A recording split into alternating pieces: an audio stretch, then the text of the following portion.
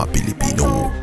Nagsalita na sa inasta ni VP Sara sa rally campaign sa Manila.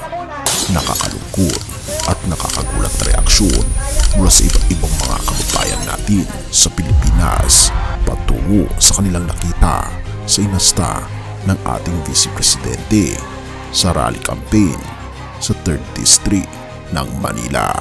Halika at itong pag-usapan mga kaibigan. Magpapakilala ako sa inyong lahat. Ako si Sara Duterte. Kaya ko makipag-away sa kanal.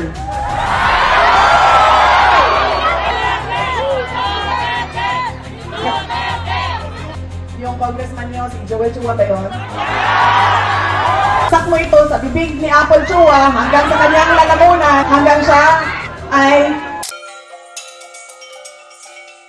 Bago natin ipagpatuloy kaibigan, siya nga pala ang Great Controversy na isa sa mga pinaka-kontrobersyal na libro dahil tumutukoy ito sa mga propesiya sa libro ng Daniel at Revelation na nagaganap na sa panahon natin ngayon bago ang pagdating ng ating Panginoong Diyos ay pinamimigay na namin ng libre sa pamamagitan ng PDF. At ito ay nasa limited lamang na panahon kaya i-click mo sa description sa baba upang ma-avail mo kaibigan ang napaka-importanteng libro nito na magbubukas sa iyo sa mas maliwanag mong hinaharap.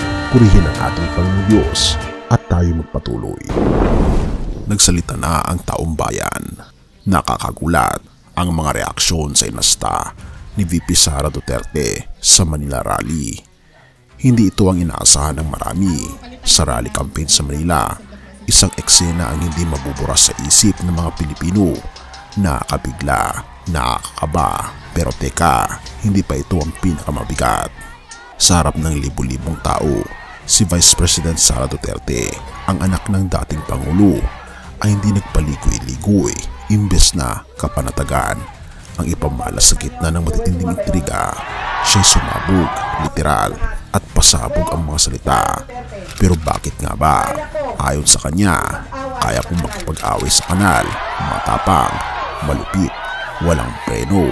Pero ang tanong, ganito ba ang inaasahan ng taong bayan sa isang pinuno? Marami ang napaisip, ngunit hindi pa dito nagtatapos ang kwento. Sa gitna ng rally, habang todo suporta kay Apple Nieto, ang kalaban ni Representative Joel Chua, isang aksyon ang nagpagulat sa lahat. Gumawa si VP Sara ng mansanas at sa harap ng masa, iminungkahi kay Nieto, saksak mo sa bibig niya hanggang blank. Marami ang natikilan, marami ang natawa, pero higit na marami ang natahimik sapagkat ramdam ang bigat ng sinabi. Iyon nga ba ang dapat asahan mula sa isang pangalawang pangulo ng bansa? Bumuhos ang iba't ibang komento sa online. Marami ang natuwa, pero tila mas marami ang hindi natuwa. At ganito ang kanilang mga komento mga kaibigan. Abogada ba talaga yan si Sara? Public servant ba ang kanyan na mentality ni Sara? Wala na katinuan si Sara. Walang kwenta Sara, impeach now. Kayang makipag-away sa kanal? Kaya pala ugaling kanal din. Walang kwenta, kitang-kita sa pananalita pa lang kung anong asal meron itinuro ang magulang niya. Oh my goodness, bakit ganito ang Vice President ng Pilipinas? Isang kang VP dapat, hindi ganyan magsalita, be humble lang dapat. Anong klaseng leader yan? Wala na sa tamang pag-iisip.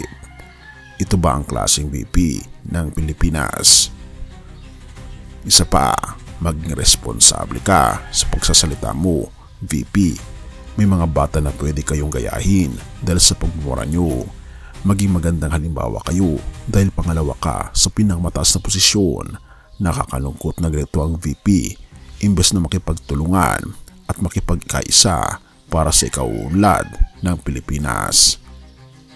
At marami pa mga kaibigan. At bakit nga ba ganito ang sentimiento ng iba sa ating mga kababayan?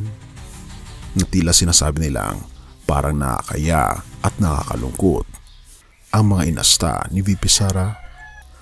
Bakit nga ba umabot sa ganito? Simple lang, galit si VP Sara sa mga nagpasimula ng kanyang impeachment, partikular kay Chua na nagpunyag umano ng mga anomalya sa paggamit ng pondo ng kanyang opisina. Pero sapat ba itong dahilan para bumaba sa antas ng away kanal? Ang mga Pilipino kilala sa pagiging marespeto. Kahit pa sa init ng politika, inaasahan nating may dignidad ang mga lider. Ngunit sa eksenang ito, tila ibang Sara Duterte ang nasilayan ng madla. Isang Sara na handang lumusong, hindi sa entablado ng prinsipyo, kundi sa kanal ng murahan at pambabastos. Hindi naman may kakailangan na mailan pa rin dumipensa. At marami rin sa mga comment ang pumabor sa VP Presidente. Pero ang Mindanao, gaya ng buong Pilipinas, ay may kultura ng karangalan at tapang, hindi pagmura sa publiko. Sa makatuwid, hindi kultura o pinanggalingan ang usapin dito, kundi pamumuno.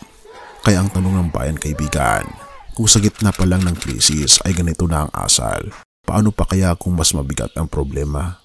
Kung sa rally pa lang may pamumurang ganito, paano pa kaya sa mga pag-uusap na tahimik at kritikal para sa kinabukasan ng bansa? Maraming Pilipino ang umasa noon na si Sara Duterte ay magiging simbolo ng lakas at tapang. Pero ngayon, marami ang nagsasabi na tapang nga ba o kabastusan. Samantalang ang rally ay dapat sanay naging pagkakataon para magpaliwanag, humikayat at ipakita ang galing sa pamumuno. Therefore, nawi ito sa tanong ng respeto, asal at kung sino ang tunay na karapat-dapat pagkatiwalaan ng boto ng bayan. Sa huli, isang aral ang lumutang mula sa mga labi ng ating mga kababayan. Hindi porket kayang lumusong sa kanal, dapat mo nang piling dumumi kasama nito. At habang patuloy ang init ng politika, habang papalapit ang hatulan ng bayan, isang paalala, ang pumapailan lang, hindi lakas ng sigaw ang sukatan ng isang lider, kundi tibay ng dangal kahit sa gitna ng unos. Kaya Pilipino, ikaw na ang humusga. Purihin ang ating Panginoong Diyos. Roma 12 verse 21. Huwag kayong magpagapi sa masama, kundi daigin ninyo ang masama sa pamamagitan ng mabuti. Sa gitna ng kaguluhan, galit at pagsubok, madaling madala ng damdamin, madaling bumaba sa antas ng awayan, pagmumura at paghihiganti. Pero bilang mga tagasunod ng ating Panginoon Hesus, kaibigan, hindi tayo tinawag upang makipagsabayan sa kasamaan. Tinawag tayo upang magliwanag sa gitna ng dilim. Ang ating Panginoon Hesus sa harap ng paninirang puri, paghamak at pag-usig ay hindi kailanman bumaba sa antas ng mga nananakit sa Kanya. Hindi siya sumigaw ng mura, hindi siya nagbanta, pagkus na natili siyang tahimik, mapagmahal at matuwid. Therefore, bilang mga Kristiyano, lalo na sa mga panahon ng gulo at tukso, dapat nating sundan ang yapak ng ating Panginoon Kristo. Ang daigin ang kasamaan, hindi sa pamamagitan ng pagganti, kundi sa kabutihan at katotohanan at ng pag-ibig. Ang tunay na lakas ay hindi nasusukat sa lakas ng sigaw o sa lalim ng galit. Ang tunay na lakas ay nasusukat sa tibay ng loob, may paglaban ang tama ng may pagmamahal at dangal, tulad ng ginawa ng ating Panginoon Hesus sa tulong ng Banal na Espiritu at sa pagmamahal ng Ama hanggang sa kanyang hinihininga sa krus.